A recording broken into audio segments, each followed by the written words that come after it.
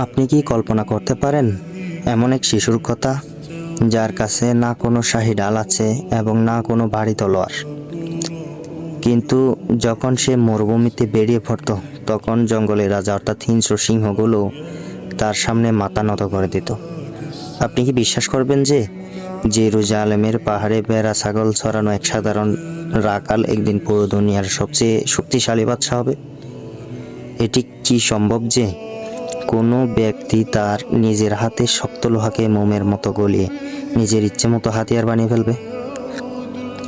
নাজেরিন কেরাম, জেরুজালেমের কোলাহল থেকে দূরে দক্ষিণে প্রায় 10 মাইল দূরে বেথলেহেমের শান্ত উপত্যকায় ছড়িয়েছিল, যেখানকার বাতাস মাটির সুধাগন্ধ এবং ভেড়া ছাগলের পালের শব্দ প্রতিধ্বনিত হতো। এখানে ঈসা নামের এক বয়স্ক ব্যক্তি থাকতেন, যার একটি ছোট ছেলে ছিল, হযরত দাউদ আলাইহিস সালাম। বন্ধুরা, যদি আপনারা সেই যুগে যেখানে উপস্থিত থাকতেন, তবে এমন এক ছেলেকে দেখতে পেতেন যার মুখ চাঁদের মতো উজ্জ্বল ছিল, বর্ণ সাদা ও লালচে আভা ছড়ানো ছিল, এবং চোখে এমন এক গভীরতা ছিল যেন সে কোনো বিশাল গোপন রহস্য লুকিয়ে রেখেছে। তার উচ্চতা কম ছিল, কিন্তু তার ব্যক্তিত্ব এমন এক আকর্ষণ ছিল যে তাকে দেখতো কেবল দেখেই যেত।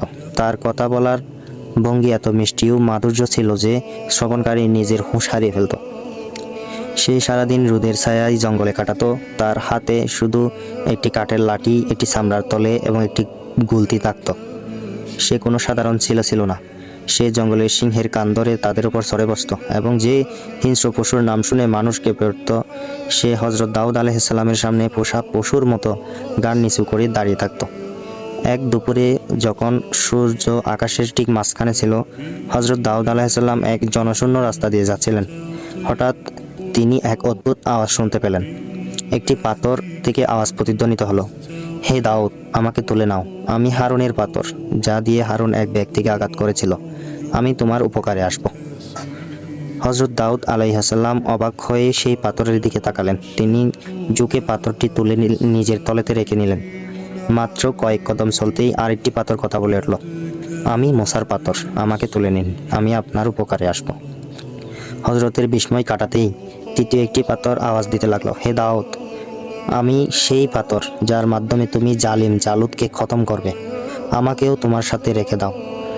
বন্ধুরা, এক কম বয়স্ক যুবক যে তখন যুদ্ধ ও লড়াইয়ের দুনিয়া দেখেনি, তার সামনে পাথরগুলো কথা বলছিল এবং তাকে এমন এক যুদ্ধের খবর দিচ্ছিল যা নিয়ে পুরো দেশ আতঙ্কিত ছিল। সে সময়ে ফিলিস্তিনের সেই এলাকায় এক অত্যাচারী নেতার দখলে ছিল, যার নাম ছিল জালুদ। সে এত দীর্ঘকায় ও শক্তিশালী ছিল যে ইসরায়েলিরা তাকে দেখেই অজ্ঞান হয়ে যেত। সে বনি ইসরায়েলের শত্রু ছিল এবং তালুতের বাহিনীকে ছিন্ন ভিন্ন করে দিয়েছিল। বাদশাহ তালুত ঘোষণা করে দিয়েছিলেন যে যে ব্যক্তি জালুদকে হত্যা করে তার মাথা নিয়ে আসবে, আমি তাকে আমার অর্ধেক রাজ্য দিয়ে দেব এবং আমার মেয়ের সাথে তার বিয়ে দেব। কিন্তু কারো মধ্যে এই দানবীয় শয়তানের সামনে দাঁড়ানোর সাহস ছিল না। যখন এই ঘোষণায় হযরত দাউদ আলাইহিস সালামের কানে পৌঁছালো, তখন তার সেই পাথরের কথাগুলো মনে পড়ল এবং তার ভেতর এক দৃঢ় সংকল্প জেগে উঠল। তিনি সোজা ঘোষণাকারীদের কাছে গেলেন এবং বলতে লাগলেন, আমি জালুদকে হত্যা করব। লোকেরা হাসতে শুরু করলো। একজন রোগা পাতলা যুবক, কোনো লৌহবর্ম ছাড়াই, কোনো বাড়ি তলোয়ার ছাড়াই এই ভয়ঙ্কর জালুতের সাথে লড়াই করবে। এই খবর দাবানলের মতো বাদশাহের কানে পৌঁছালো। বাদশাহ তালুত যখন এই উজ্জ্বল চেহারার যুবকটিকে দেখলেন, তখন তার নিজের চোখকে বিশ্বাস করতে পারছিল না। তার মনে হলো হয়তো ছেলেটি নাদান। যাই হোক, যুদ্ধক্ষেত্রে সে যে একদিকে ছিল জালুতের পঙ্গপালের মতো বিশাল সৈন্যদল, লোহার পোশাকে ঢাকা ছিল, আর অন্যদিকে বনি ইসরায়েলের কিছু ভীত সন্ত্রস্ত সৈন্য। জালুত উচ্চস্বরে ডেকে উঠল, কে আছে যে আমার সাথে লড়াই করতে আসবে? হযরত দাউদ আলাইহিস সালাম তার লাঠি ও সেই 3টি পাথর নিয়ে এগিয়ে গেলেন। জালুত তাকে দেখে অবজ্ঞার হাসি হাসল, কিন্তু সে জানতো না যে এই যুবকের থলেতে সেই পাথরটি রয়েছে যা জালুতকে জাহান্নামে পাঠানোর শপথ করে রেখেছে। জালুত চিৎকার করে ডাকছিল, বনি ইসরায়েলের কাপুরুষেরা, তোমাদের কি এমন কোনো পুরুষ নেই যে আমার সামনে দাঁড়াতে পারে? তালুতের সেনাবাহিনী নীরবতায় বজায় ছিল। এই নিস্তব্ধতা ভেদ করে হযরত দাউদ আলাইহিস সালাম এগিয়ে গেলেন। তার এক হাতে ছিল সাধারণ একটি কাঠের লাঠি, অন্যটিতে ছিল সেই পুরনো চামড়ার থলি ও গলতি। যখন তিনি জালুতের সামনে পৌঁছালেন তখন শত্রুর সেই নেতা জোরে হেসে উঠল। তার হাসিতে ছিল অবজ্ঞা। তুমি কি একটি কুকুর মারতে এসেছো যে তোমার হাতে এই লাঠি? হযরত দাউদ আলাইহিসসালামের চেহারায় এক অদ্ভুত শান্তি ছিল। তিনি তার তলেতে হাত দিলেন, সেই পাথরটি বের করলেন এবং যেই মাত্র হযরত দাউদ আলাইহিসসালাম তার বাহু জুড়ে ঘুরিয়ে পাথর ছুড়লেন, সেই পাথরটি আগুনের গোলার রূপ নিল। তার বাতাস ভেদ করে সোজা জালুতের কপালে গিয়ে লাগলো, ঠিক সেই জায়গায় যেখানে তার হেলমেটে একটু ফাটল ছিল। একটি জোরালো শব্দ হলো এবং ঠিক পরের মুহূর্তে সেই বিশাল দেহ, সেই অহংকার, সেই শক্তি মাটির ডিবির মতো মাটিতে লুটিয়ে পড়ল। জালুতের চোখ স্থির হয়ে গেল, তার শরীর কেঁপে উঠল এবং এরপর চিরকালের মতো শান্ত হয়ে গেল। সেনাবাহিনী এতক্ষণ জয়ের স্বপ্ন দেখছিল। তাদের নেতাকে এক যুবকের হাতে মারা যেতে দেখে তারা দিশাহারা হয়ে পড়ল। বনি ইসরায়েল বিজয়ের স্লোগান দিয়ে শত্রুর উপর ঝাঁপিয়ে পড়ল। এটি এমন এক বিজয় ছিল যার উল্লেখ খুদ পবিত্র কোরআনে এভাবে এসেছে এবং হযরত দাউদের হাতে জালুত নিহত হলো। এই একটিমাত্র ঘটনা হযরত দাউদ আলাইহিসসালামকে অচেনা অবস্থা থেকে রাজকীয় সিংহাসনে পৌঁছে দিল। রাজকীয় ঘোষণা অনুযায়ী তাকে অর্ধেক রাজ্য দেওয়া হলো এবং শাহজাদির সাথে তার বিয়ে দেওয়া হলো।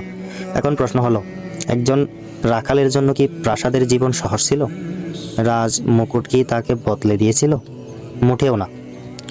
তিনি তখন আগের মতো সাদাসিধে মানুষ ছিলেন, কিন্তু এখন তার কাঁধে পুরো জাতির দায়িত্ব ছিল। প্রাসাদের জীবন শান্তিপূর্ণ মনে হচ্ছিল, তবে ভাগ্য তাকে আরো বড় পরীক্ষার জন্য প্রস্তুত করেছিল। তার ঔরসে একটি সুন্দর ছেলে জন্মালো, যার নাম রাখা হলো অবশালোম। হযরত দাউদ আলাইহিসসালাম তাকে দেখে মুচকি হাসতেন, কিন্তু তিনি জানতেন না যে এই ছেলেই একদিন তার জীবনের সবচেয়ে বড় দুঃখের কারণ হবে। একদিকে পারিবারিক তিক্ততা বাড়ছিল, অন্যদিকে আল্লাহ তাআলা হযরত দাউদ আলাইহিসসালামের উপর তার কিতাব জাবুর নাজিল করলেন। এটি এমন এক কিতাব ছিল যার আয়াতগুলো যখন তিনি তার সুরেলা কণ্ঠে পাঠ করতেন তখন কায়নাতের প্রতিটি ধূলিকণা স্তব্ধ হয়ে যেত। বন্ধুরা, সূর্য যখন সকালের প্রথম কিরণ নিয়ে দিগন্ত থেকে উদিত হতো তখন উপত্যকায় এক অদ্ভুত নীরবতা নেমে আসতো। এটি সেই সময় ছিল যখন হযরত দাউদ আলাইহিসসালাম নির্দিষ্ট জায়গায় বসে আল্লাহর নাজিল করা কিতাব জাবুরের তিলাওয়াত শুরু করতেন। জাবুর কেবল একটি কিতাব ছিল না, বরং তা ছিল প্রজ্ঞা, প্রশংসা এবং ঐশ্বরিক প্রেমের এমন এক নির্যাস যা খণ্ড খণ্ড রূপে হযরত দাউদ আলাইহিসসালামের হৃদয়ে অবতীর্ণ হয়েছিল। বর্ণনা অনুযায়ী এই পবিত্র কিতাব পবিত্র রমজান মাসে তার উপর নাজিল করা হয়েছিল। যখন হযরত দাউদ আলাইহিসসালাম তার উচ্চ ও সুরেলা কণ্ঠে জাবুরের আয়াতগুলো পড়তেন তখন পরিবেশের তাপমাত্রা বদলাতে শুরু করত। হযরতের কণ্ঠ এত মিষ্টি ও আকর্ষণীয় ছিল যে জঙ্গলের হিংস্র পশু পাখিরাও, যারা একে অপরের রক্তপানে অভ্যস্ত ছিল, তারা তাদের শিকার বলে হযরত দাউদ আলাইহিসসালামের চারপাশে চুপচাপ দাঁড়িয়ে থাকত। আকাশে উড়ন্ত পাখিরা তাদের উড়া থামিয়ে বাতাসে স্থির হয়ে তার তসবির ও জিকিরের সাথে সুর মেলাত। পবিত্র কোরআনে আল্লাহ তাআলা ইরশাদ করেছেন যে আমরা পাহাড় ও পাখিদের হযরত দাউদ আলাইহিসসালাম এর অনুগত করে দিয়েছিলাম। অর্থাৎ যখন তিনি আল্লাহর পবিত্রতা বর্ণনা করতেন তখন সেই কঠিন পাথর ও উঁচু পর্বতগুলো প্রকম্পিত হয়ে উঠত এবং তার সাথে মিলে প্রতিধ্বনিত করত সুবহানাল্লাহ। বলা হয় যে হযরতের চোখের জলের আর্দ্রতায় মাটিতে ঘাস জন্মাত এবং তার দীর্ঘশ্বাস ও কান্নার তাপে সেই ঘাস পুড়ে ছাই হয়ে যেত। তার পুরো সত্তা আল্লাহর প্রেমে গলে যেত। কিন্তু এই নুরানি পরিবেশের বিপরীতে রাজপ্রাসাদের বন্ধ কামরাগুলোতে অন্য কিছু চলছিল। হযরত দাউদ আলাইহিসসালামের একটি ছেলে ছিল যার নাম ছিল অবশালোম। সে দেখতে অত্যন্ত সুন্দর, সুদর্শন ছিল, কিন্তু তার হৃদয়ে সেই বিনম্রতা ছিল না যা হযরত দাউদ আলাইহিসসালামের অন্যতম গুণ ছিল। বন্ধুরা, এখান থেকে গল্পটি একটি বিরাট মোড় নেয়। অবশালোম তার বাবার সাথে কোনো শত্রুতা ছিল না, কিন্তু তার ক্ষমতার লোভ ঢুকে পড়েছিল। সেই রাজমুকুট ও সিংহাসন চাচ্ছিল যার উপর হযরত দাউদ আলাইহিসসালাম আসীন ছিলেন। সে বলে গিয়েছিল যে রাজত্ব হযরত দাউদ আলাইহিসসালাম চেয়ে নেননি, বরং আল্লাহ তাআলা তাকে উপহার স্বরূপ দিয়েছিলেন। ক্ষমতার লোভে অবসালম ধীরে ধীরে মানুষের মনে তার বাবার বিরুদ্ধে বিষেধগার করতে শুরু করলো। সে লোকজনের সাথে দেখা করত এবং তাদের সহানুভূতি কুড়াতো এবং এমনভাবে ভাব দেখাতো যে সেই তার সবচেয়ে বড় শুভাকাঙ্ক্ষী। সে এমন এক ছেলে হয়ে উঠেছিল যার নিজের বাবার সাম্রাজ্যের ভিত্তি নিজেই করে দিচ্ছিল। অন্যদিকে হযরত দাউদ আলাইহিসসালাম নিজের ইবাদতে এতটাই মশগুল ছিলেন যে প্রাসাদের এই ষড়যন্ত্রগুলোর খবর পর্যন্ত তার কাছে ছিল না। তার ইবাদতের ধরন দেখে ফেরেশতারাও অবাক হয়ে যেতেন। তিনি একদিন রোজা রাখতেন এবং একদিন ইফতার করতেন। তার অর্ধেক অংশ বিশ্রাম নিতেন এবং 1/3 আল্লাহর দরবারে সেজদায় কাটিয়ে দিতেন। তিনি এত বড় বাদশাহ ছিলেন, পুরো পৃথিবীর শাসক ছিলেন, কিন্তু তার মনে একটি বিষয় খটকা লাগতো। আল্লাহ তাআলা তার উপর ওহী নাজিল করলেন যে, হে দাউদ, তুমি একজন উত্তম বান্দা হতে যদি তুমি নিজের হাত দিয়ে রুজি অর্জন করে খেতে এবং বাইতুল মালের উপর বোঝা না হতে। এই কথা শুনে হযরত দাউদ আলাইহিসসালাম মর্মাহত হলেন এবং হাপুস নয়নে কাঁদতে লাগলেন। একজন বাদশাহ যার কাছে হীরা মুক্তার পাহাড় ছিল, তিনি এখন ভাবতে লাগলেন যে আমি কিভাবে কায়িক পরিশ্রম করব। তখন আল্লাহ তাকে এমন এক মুজিজা বা অলৌকিক ক্ষমতা দান করলেন যা যুদ্ধের ইতিহাস বদলে দিল। আল্লাহ লোহাকে নির্দেশ দিলেন যেন হযরত দাউদ আলাইহিসসালামের হাতে মোমের মতো নরম হয়ে যায়। এই নির্দেশের পর হযরত দাউদ আলাইহিসসালাম লোহার কাজ শুরু করলেন। হযরত দাউদ আলাইহিসসালাম লোহার একটি কঠিন ও ভারী টুকরো তুলে নিলেন। না তাতে আগুন ফেলতেন, না কোনো কয়লার উত্তাপ দিতেন। যেইমাত্র তার হাত সেই ধাতুকে স্পর্শ করত, সে ঠান্ডা ও শক্ত লোহার মোমের মতো নরম হয়ে যেত। তিনি তা আঙ্গুল দিয়ে এমনভাবে টানতেন যেন তা কেউ সুতা কাটছে। তার কপালে পরিশ্রমের ঘামের ফোঁটা মুক্তোর মতো চকচক করত। তিনি লোহার ছোট ছোট কড়া তৈরি করতেন এবং সেগুলোকে এমনভাবে একে অপরের সাথে গাঁথতেন যে একটি শক্তিশালী ও হালকা লৌহ বর্ম প্রস্তুত হয়ে যেত। এর আগে মানুষ যুদ্ধে বুকে লোহার ভারী তক্তা পাতত, যার ওজন এত বেশি হতো যে সিপাহী ঠিকমতো নড়াচড়াও করতে পারত না। কিন্তু হযরত দাউদ আলাইহিসসালাম বিশ্বকে প্রথমবারের মতো চেইনমেল বা কড়াযুক্ত বর্মের পরিচয় করালেন। এই বর্ম এত হালকা ছিল যে পরিধানকারী তার অনুভবই করতে পারত না, অথচ এত মজবুত ছিল যে কোনো তলোয়ার বা বর্শা একে ভেদ করতে পারত না। তিনি একদিন একটি বর্ম তৈরি করলেন এবং তা বাজারে 1000 দিরহামে বিক্রি করতেন। তিনি তার জীবনের এমন 360টি বর্ম তৈরি করেছিলেন। 3600 দিরহাম উপার্জন করে বাইতুল মাল থেকে সম্পূর্ণ নির্ভরশীলতা হতে মুক্ত হয়েছিলেন। তিনি এমন একজন বাদশাহ যিনি জবের রুটি খেতেন এবং খেজুরের ছাল দিয়ে মাদুর ও ঝুড়ি তৈরি করতেন। একদিকে পিতা তার রাতগুলো ইবাদত এবং দিনগুলো কায়িক পরিশ্রমে কাটাচ্ছিলেন যাতে তিনি আল্লাহর সবচেয়ে প্রিয় বান্দা হতে পারেন। অন্যদিকে নিজের রক্ত তার নিজের পুত্র প্রাসাদের বিলাসবহুল কামরায় বসে ষড়যন্ত্রের জাল বুনছিল।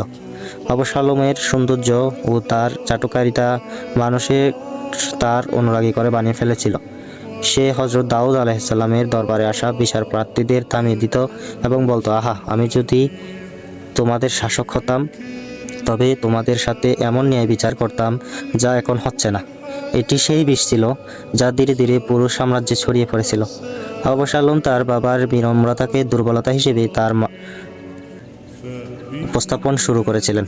সে চাচ্ছিল যে সেই মুকুট তার মাথায় থাকুক, সেই সিংহাসন তার দখলে আসুক। এই জন্য যদি বাবার রক্তও জড়াতে হয় তাতেও তার আপত্তি নেই। একদিকে হযরত দাউদ আলাইহিসসালামের জীবনে আরও এক অদ্ভুত ঘটনা ঘটে। একবার তিনি ইবাদতের মিহরাবে তিলাওয়াতে মশগুল ছিলেন, যেন হঠাৎ একটি লাল রঙের পোকা তার সিজদার জায়গায় হাঁটাহাঁটি শুরু করলো। হযরত দাউদ আলাইহিসসালামের মনে একটি ভাবনা এলো যে আল্লাহ এই ছোট পোকাটিকে কেন সৃষ্টি করেছেন, এর উদ্দেশ্য কি? এই ভাবনা তার মনে আসতেই আল্লাহ সেই পোকাটিকে কথা বলার ক্ষমতা দিলেন। সেই ছোট্ট পোকাটি বলে উঠল, হে দাউদ, আপনি কি আমার আওয়াজ শুনতে পেয়েছেন? আপনি কি শক্ত পাথরের উপর আমার পায়ের ছাপ অনুভব করেছেন? হযরত দাউদ আলাইহিসসালাম অবাক হয়ে গেলেন। পোকাটি আরো বলল, নিঃসন্দেহে সমস্ত জগতের পরওয়ারদিগার আমার নিঃশ্বাসের শব্দও শুনেন এবং আমার পদচারণও দেখেন। হে আল্লাহর নবী, আপনার কণ্ঠস্বর ধীর রাখুন এবং তার দরবারে এমনভাবে ফরিয়াদ করবেন না যেন তিনি আপনার থেকে অনেক দূরে আছেন। তিনি তো আমার মতো ক্ষুদ্র পোকারও খেয়াল রাখেন। এমন কথা শোনা মাত্রই হযরত দাউদ আলাইহিসসালামের ভেতরে বিনম্রতা আরও বেড়ে গেল। তিনি বুঝতে পারলেন যে আল্লাহর সৃষ্টি জগতে কোনো কিছুই তুচ্ছ নয়। কিন্তু আফসোস, যেখানে বাবা একটি ছোট পোকার কথা শুনে তওবা করছিলেন, সেখানে তার ছেলেই এমন এক ফিতনার আগুন জ্বালাচ্ছিল যা পুরো জেরুজালেমকে গ্রাস করতে চলেছিল। অবশালোম এখন কেবল প্রাসাদের শাহজাদাই ছিল না, বরং সে একজন বিদ্রোহী হয়ে উঠেছিল। সে শহরের মোড়ে মোড়ে দাঁড়িয়ে লোকজনকে বলতে শুরু করেছিল, আমার বাবা এখন বৃদ্ধ হয়ে গেছেন, তিনি নিজের ইবাদতে এতটাই মগ্ন যে তোমাদের কষ্টগুলোর কথা তিনি তার মনেই নেই। এসো, আমার সাথে যোগ দাও, আমি তোমাদের সেই ন্যায় বিচার দেব যার স্বপ্ন তোমরা দেখেছ। বন্ধুরা, একটু এই বাবার হৃদয়ের কথা চিন্তা করুন। হযরত দাউদ আলাইহিস সালাম জানতেন যে তার ছেলে কি করছে। তিনি তার বর্ধিত পদশব্দ শুনতে পাচ্ছিলেন, কিন্তু তিনি একজন নবী ছিলেন, তিনি ধৈর্যের প্রতীক ছিলেন। তিনি চাইলেই এক ইশারায় ছেলেকে বন্দী করতে পারতেন। তবে তিনি একজন পিতার মমতা এবং আল্লাহর সন্তুষ্টির মাঝখানে পিষ্ট হচ্ছিলেন। অন্যদিকে ছেলেটি এক চাল চালল। সে 50 জন শক্তিশালী সৈন্যের একটি দল প্রস্তুত করলো, যারা সবসময় ছায়ার মতো তার সাথে থাকত। সে তার চলাচলের জন্য এমন এক ঘোড়া বেছে নিল যা বিজলির মতো দৌড়ায়। সে যখন বাইরে আসতো, এক বাদশার মতো আসতো, যাতে মানুষ তাকে এখনই নিজের শাসক বলে মনে করে শুরু করে।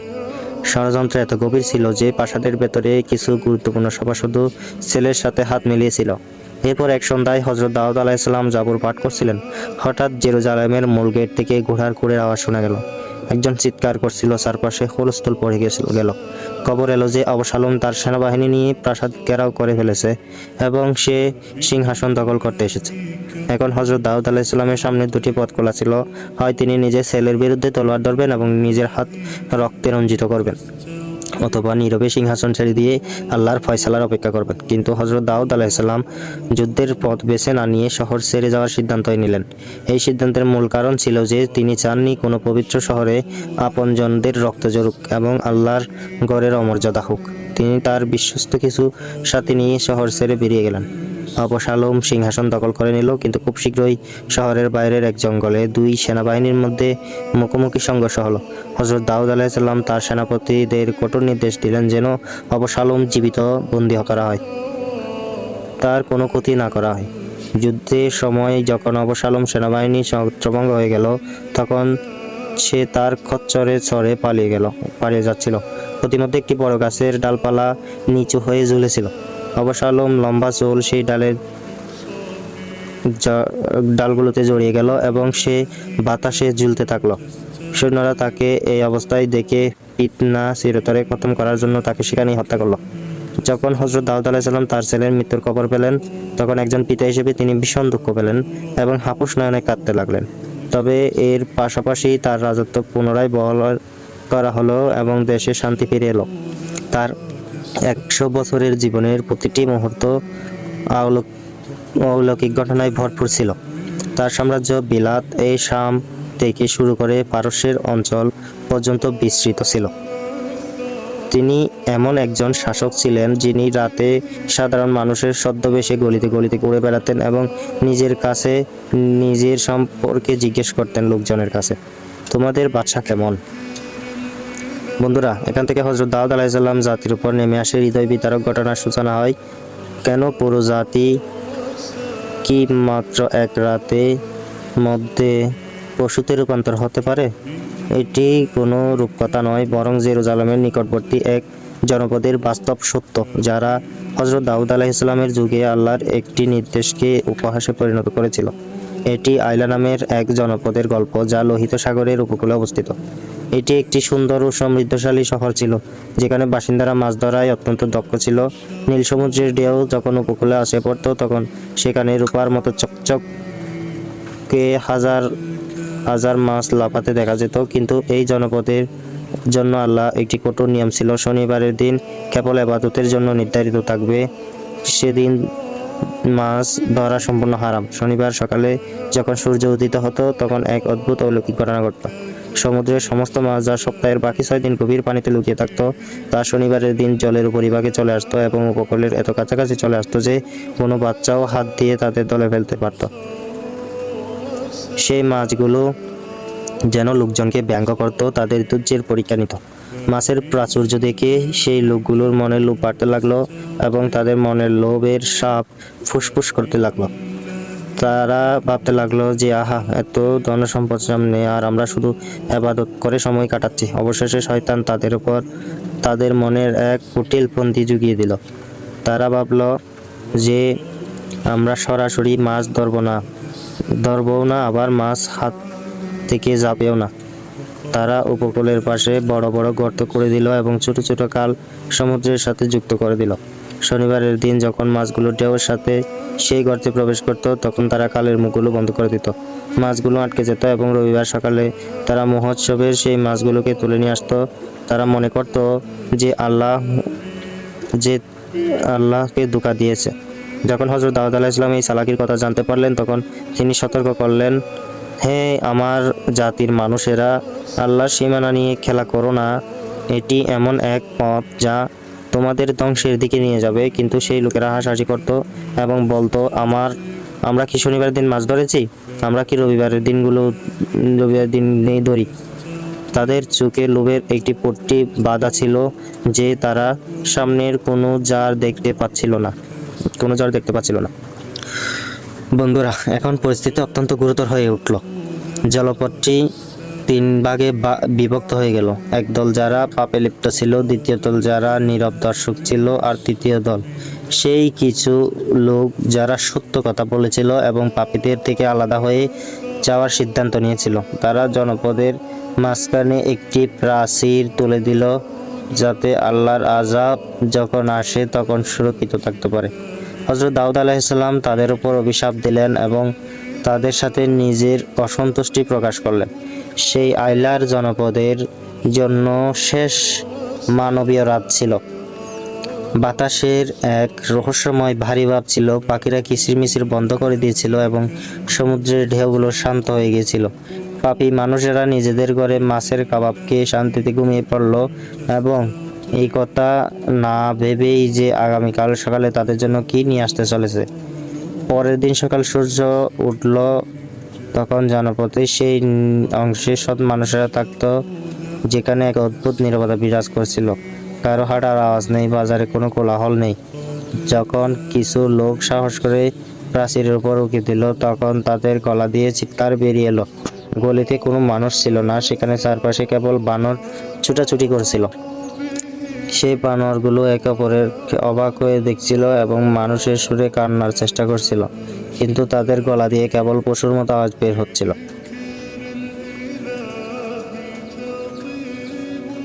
এটি সেই মুহূর্ত ছিল যখন সেই লোকদের উপলব্ধি হয়েছিল যে আল্লাহর বিধান নিয়ে ঠাট্টা করার পরিণাম কতটা ভয়াবহ হয়। সেই বানরগুলো তাদের মানবীয় আত্মীয়দের চিনতে পারছিল। তারা তাদের কাছে গিয়ে কাঁদছিল, কিন্তু তাদের মুখাবয়ব বিকৃত হয়ে গিয়েছিল। আপনারা কি জানেন যে এই বানরগুলোর শেষ পরিণতি কি হয়েছিল? কোরআন বলে যে তারা 3 দিনের বেশি বাঁচতে পারেনি এবং পুরো বংশটি চিরতরে ধ্বংস হয়ে গিয়েছিল। তাদের এই শিক্ষণীয় ঘটনা কিয়ামত পর্যন্ত মানুষের জন্য সংরক্ষিত রাখা হয়েছে।